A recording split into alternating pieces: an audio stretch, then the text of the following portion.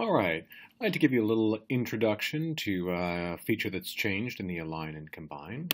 So if we go to Batch, Align and Combine Images here, same dialog that we've had before. Let's just do a simple translation alignment here.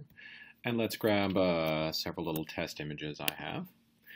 Well, one of the things you'll see here is you've got this new dialog. It's talking about the various frames that you have, shows their names. Now, by the way, as you click on each one of these here, you'll see that we actually change the image.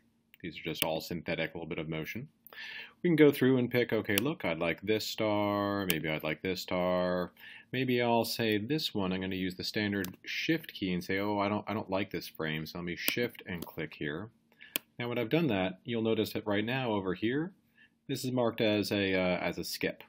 We have one star on each of these, no stars to find on these, no stars to find on any of these, and this guy is marked as skip. I can also say, you know what, I know ahead of time I shouldn't have selected that guy. Let me skip him. Let me jump over to this. If you have a star selected, it's going to try to show it to you. So let me select a star, and we, for example, go back here. It'll show you which star I actually have on this one here. Now, each one of these things, once you've gone through, you can also, by the way, select a reference frame.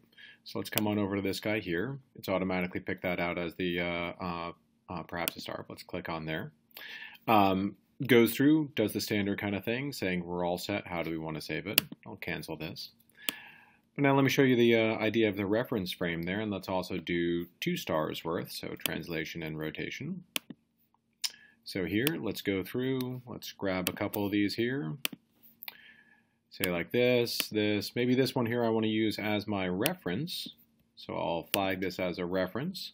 Go through, select the stars on each of these things here. We're on to the second star, tells us that there. Let's select the second star.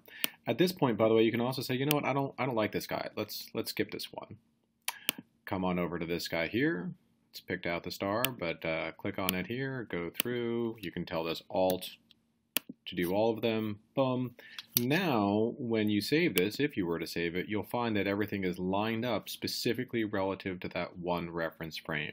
So if you've got a luminance frame and you say, hey, this is the one I want everything registered to, or a particularly sharp frame, just use that, and you'll be all set, knowing that everything is going to be aligned exactly in that same space. So you want to have something like LRGB imaging and overlay things on top of that. Clicking that one as the reference is a really handy kind of thing for that. There we go. That's the new tool.